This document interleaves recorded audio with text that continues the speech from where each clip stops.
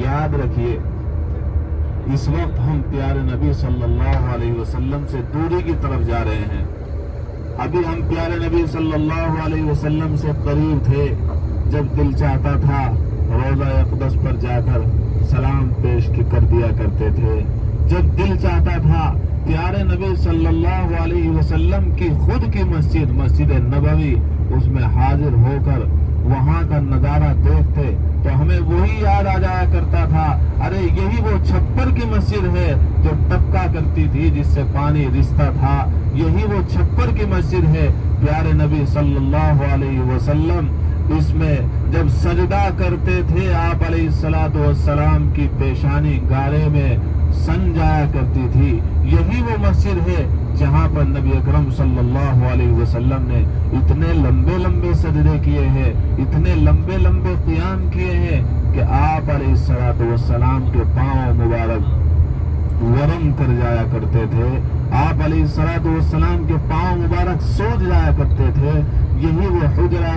عائشہ صدیقہ رضی اللہ تعالی عنہا ہے جس میں آپ علیہ الصلوۃ والسلام آرام فرما ہے کہ جہاں پر نبی اکرم صلی اللہ علیہ وسلم نے امت کے لیے دعائیں فرمائی ہے، لمبی لمبی دعائیں کی ہے، یا رب امتی امتی کہا ہے، اپنی امت کی مغفرت کی اللہ تعالی سے دعائیں کی ہے۔ لہذا اس موقع پر جب ہم جاتے تو یہ سارا نظارہ ہمارے سامنے ہوا کرتا تھا۔ وہ کیا وقت ہوگا جب نبی اکرم صلی اللہ علیہ وسلم کی خدمت میں وفود آیا کرتے تھے،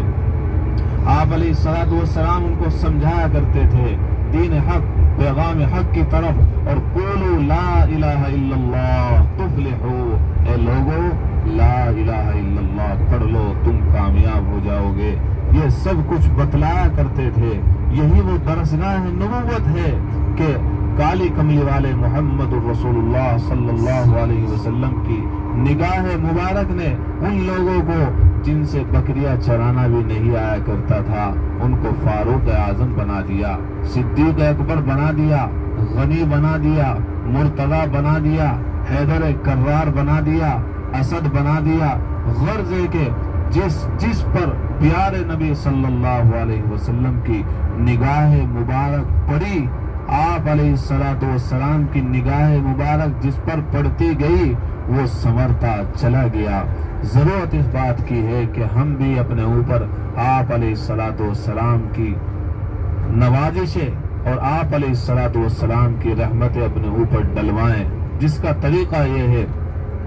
اگرچہ ہم دور جا رہے ہیں، پیارے نبی صلی اللہ علیہ وسلم کے در کو چھوڑ رہے ہیں، لیکن یاد رکھنا چاہیے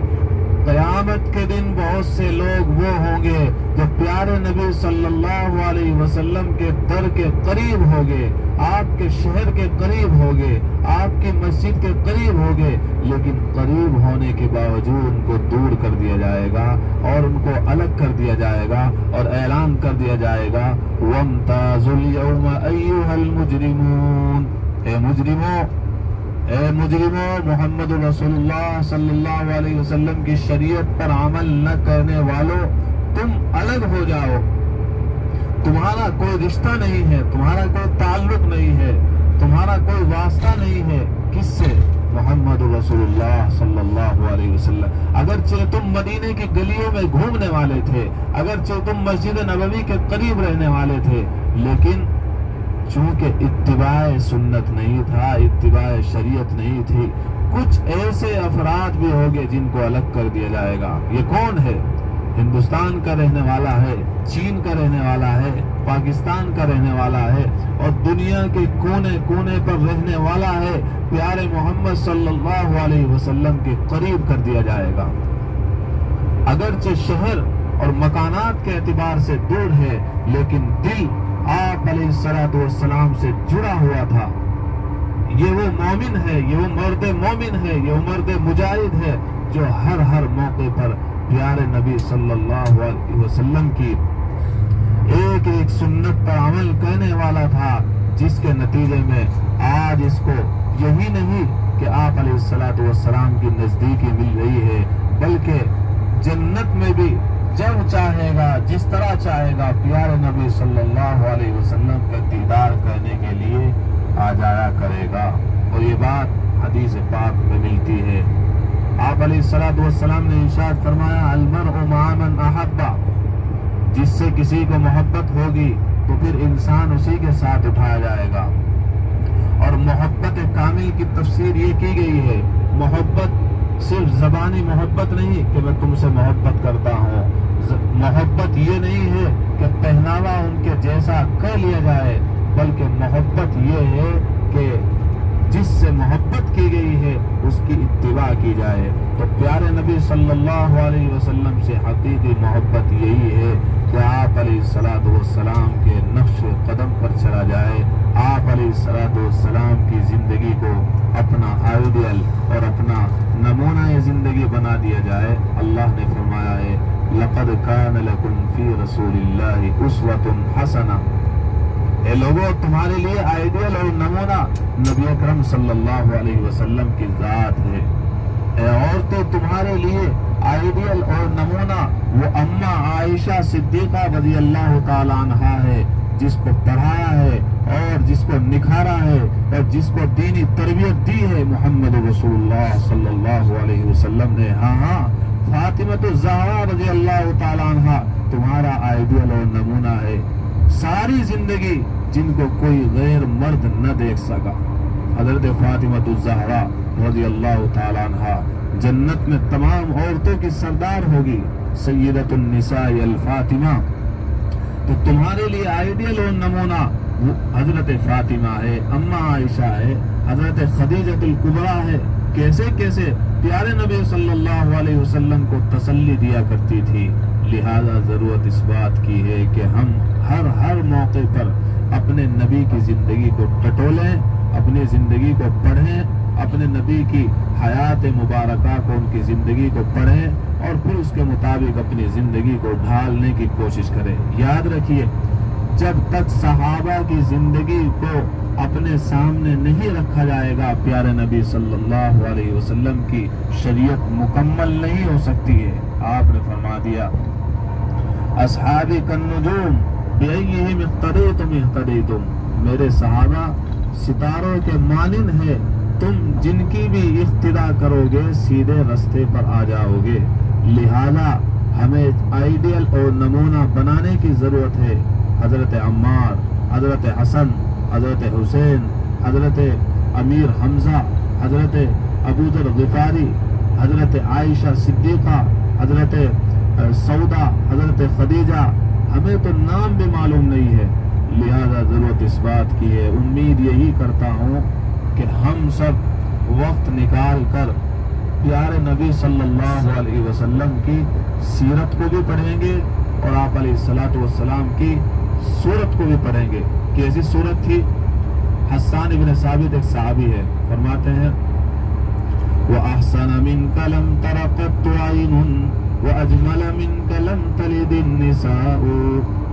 اے میرے محبوب آپ سے زیادہ خوبصورت میری آنکھوں نے کوئی نہیں دیکھا ہے۔ ایک صحابی کبھی چاند کو دیکھتے ہیں چاندنی رات میں، اور کبھی پیارے نبی صلی اللہ علیہ وسلم کی صورت مبارکہ کو دیکھتے ہیں، آخر میں یہ اعلان کرتے ہیں اور یہ کہتے ہیں کہ اے چاند تو خوبصورت نہیں ہے، پیارے نبی صلی اللہ علیہ وسلم خوبصورت ہے، اس لیے کہ چاند پر جھائیاں ہے، پیارے نبی صلی اللہ علیہ وسلم کے چہرے پر کوئی جھائی نہیں ہے۔ ہر اعتبار سے اللہ تعالیٰ نے ان کو خوبصورت بنایا تھا۔ اخلاق کے اعتبار سے دیکھیے اللہ کے نبی صلی اللہ علیہ وسلم کیسے اچھے اخلاق کے ساتھ پیش آیا کرتے تھے۔ جو گالیاں دیا کرتا تھا آپ علیہ الصلوۃ والسلام اس کو بھی معاف کر دیا کرتے تھے۔ آپ علیہ الصلوۃ والسلام کو جو ستایا کرتا تھا آپ علیہ الصلوۃ والسلام اس کو معاف کر دیا کرتے تھے۔ آپ علیہ الصلوۃ والسلام پر آپ علیہ الصلوۃ والسلام کو طرح طرح سے تکلیفیں دی گئی۔ طائف کا میدان گواہ ہے آپ علیہ الصلوۃ والسلام کو کیسے ستایا گیا۔ جنگ احد کے موقع پر آپ علیہ الصلوۃ والسلام پر پتھر مارے گئے، چنانچہ آپ علیہ الصلوۃ والسلام کا دانت مبارک اسی جنگ کے موقع پر شہید ہوا ہے۔ اور اس موقع پر صحابہ کی جانثاری دیکھیے کہ صحابہ نے اپنے آپ کو ڈھال بنا لیا تھا، کوئی آگے کھڑا ہے تو کوئی پیچھے کھڑا ہے، 20-20, 30-30 بلکہ پورا جسم تیروں سے لہو لہان ہو گیا اور زخمی ہو گئے، شہید ہو گئے، لیکن پیارے نبی صلی اللہ علیہ وسلم کے جسم پر تیر لگنا گوارا نہیں کیا۔ تو یہ صحابت ہے جو آپ علیہ السلام کے قدم مبارک میں ایک کانٹا چپ جانے کو بھی گوارا نہیں کیا کرتے تھے، اور آج اب ہم ہیں کہ پیارے نبی صلی اللہ علیہ وسلم کی سنتوں سے روگردانی کر رہے ہیں۔ آپ علیہ السلام کو کتنی تکلیف ہوتی ہوگی جب معلوم ہوتا ہوگا کہ میرا امتی میری طرفداری نہیں کرتا ہے بلکہ طرفداری کرتا ہے رشتہ داروں کی، سنتوں کا جنازہ نکالا جا رہا ہے، یقیناً آپ علیہ السلام کو بڑی تکلیف ہوتی ہوگی۔ اور یہ صحابہ ہیں۔ حضرت عمر فاروق رضی اللہ تعالیٰ عنہ ایک مرتبہ ریشمی چادر اوڑھ کر آ رہے ہیں، آپ علیہ السلام نے ناگواری کا اظہار فرمایا تو حضرت عمر فاروق رضی اللہ تعالیٰ عنہ نے اس چادر کو اتارا اور تنور کے اندر ڈال دیا، دیکھتی ہوئی آگ کے حوالے کر دیا۔ کہا گیا آپ کے لیے تو حرام تھا، آپ کی ماؤں کے لیے، آپ کی بہنوں کے لیے حرام نہیں تھا۔ فرما دیا عمر فاروق نے جس چیز کو پیارے نبی صلی اللہ علیہ وسلم نے ناگوار سمجھ لیا ہو اس کی طرف میں آنکھ اٹھا کر بھی نہیں دیکھ سکتا ہے۔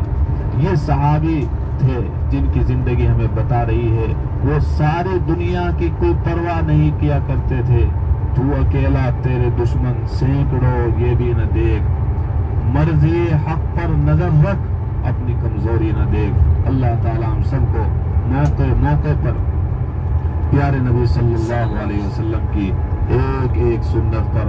عمل کی اور اتباع کی توفیق